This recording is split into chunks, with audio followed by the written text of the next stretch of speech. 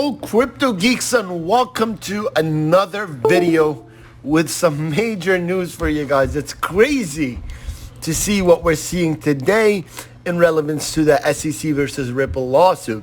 Now I don't know if you've been watching what's going on over the last couple of days, but we've been through somewhat of a quiet portion of this lawsuit. In fact, we hadn't seen as much quiet these last couple of days as we had seen throughout the lawsuit.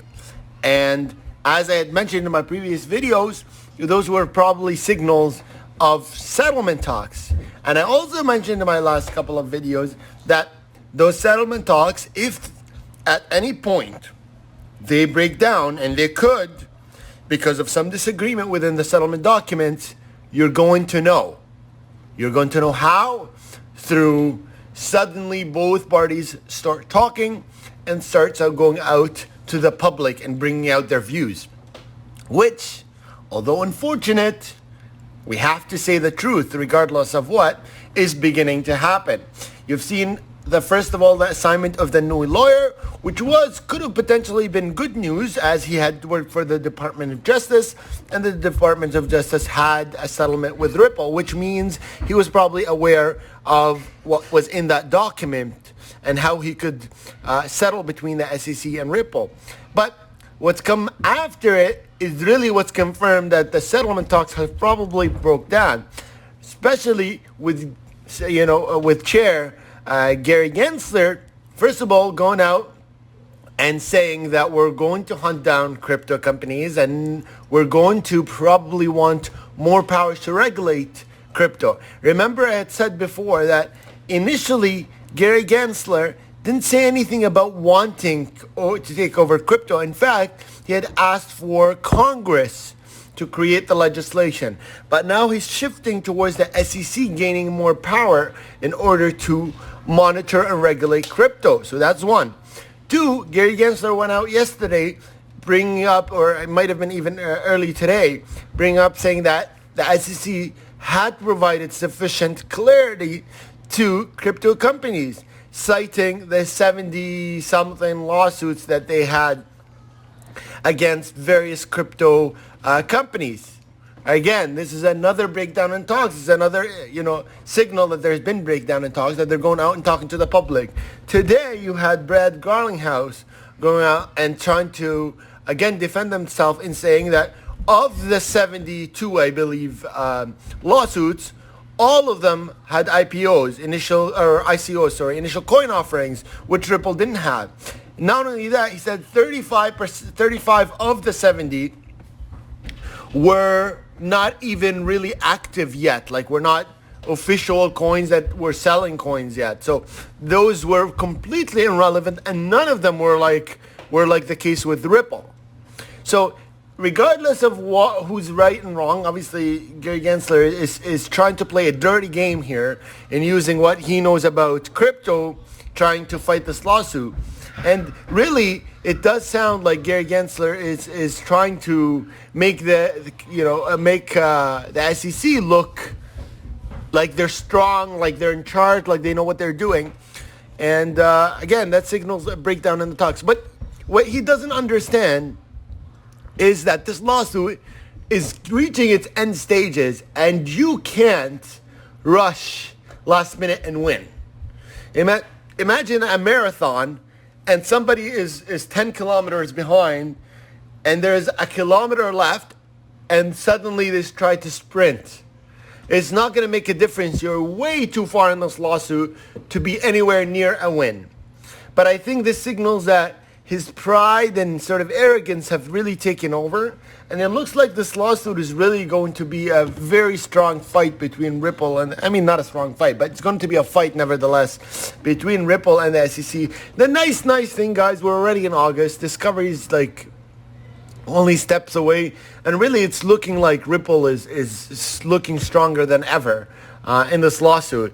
And we'll have to see how this plays through over the next couple of days. It could be a pressure technique that the SEC is trying to use to pressure Ripple into giving in on whatever they're asking in the settlement document.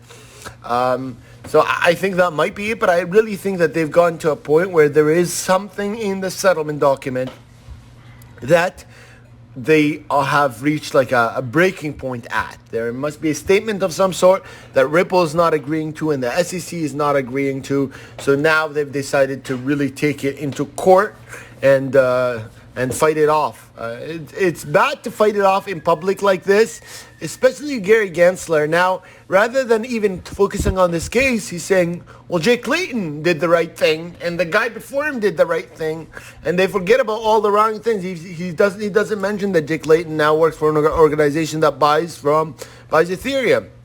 He forgot to mention that he worked for the Ethereum Foundation. Right? And he's saying that these commissioners don't know what they're talking about, the commissioners within the SEC, which is very unfortunate. If you look at some of the tweets from Gary Gensler that he tweets towards those commissioners, they're positive. Oh, I look forward to working with you and whatever.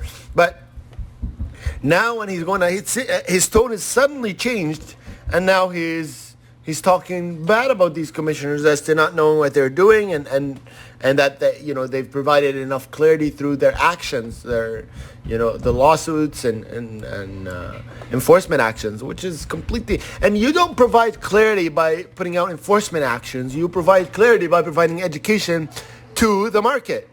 And somebody brought up, I read a comment, somebody brought up a very valid point, is he's telling, Gary Gensler's right now going out telling crypto companies that you need to come and talk to the SEC. We're open to talking to you. But in 2018, this is a documented, there's a documented list of everybody that attended the meeting. Brad Garlinghouse, Chris Larson, a bunch of them attended the meeting in 2018 before this lawsuit with administration from the SEC. And what did that bring them to? Nothing. They got sued. They got sued after talking to the SEC and trying to find out if what they needed to do to make sure they gain clarity. So really saying we'll open our doors really means nothing, because actions speak much, much, much louder than words. And obviously it's very clear that the SEC has shown that they lack appropriate action and lack leadership, in this market, this emerging market. And now he's bringing up points like, Bitcoin is, what did he call it, private money, and private money's never succeeded? Really? You, the professor that taught crypto at a university, why would you teach a subject that you see ending? Right? If you're saying crypto and Bitcoin is going to end, private money doesn't succeed, has a history of failing, then why would you teach a subject that's going to fail? And this is showing a shift in his position. I'm not going to claim that the shift is because he works for whatever, he's getting paid by somebody or doing the same thing that Jake Layton did, for whoever. But really, it's a very big shift in Gary Gensler's position. And this could be because he wants his organization to be the dominant organization throughout the United States, or from all the different organizations. But really, it's very unfortunate. And really, Gary Gensler, I don't think he'd be watching this, but you have taken a position that I think you will regret, because whether you like it or not, crypto is here to stay. And there's been various entire countries that have opposed crypto, and crypto still succeeded. Look at China banning crypto. It hasn't crashed Bitcoin, even though China was one of the biggest miners of Bitcoin, and they've banned it. An entire country banned it. And look at the price of Bitcoin. It's crossed, it's reached 42K. From what? A year ago it was like 10,000? So don't think that just because of a chair of the SEC, that's going to be a destruction to crypto, or you think that you're going to dominate the crypto market and try to enforce everything on the crypto market. But it's very unfortunate when you see someone that had such positive vibes pre-crypto. Everybody, you can look on Twitter, you can ask any crypto enthusiast or crypto analyst, everybody was really looking forward to Gary Gensler taking over the SEC because of his vision and his understanding of crypto.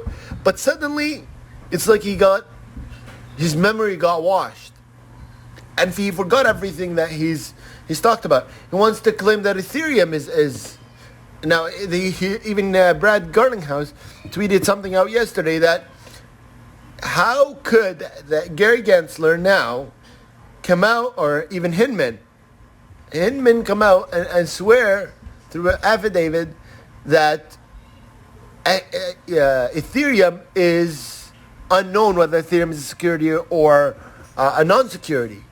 How do you swear about that when you yourself went out on television and said that Ethereum is not a security? How? It just doesn't make any sense.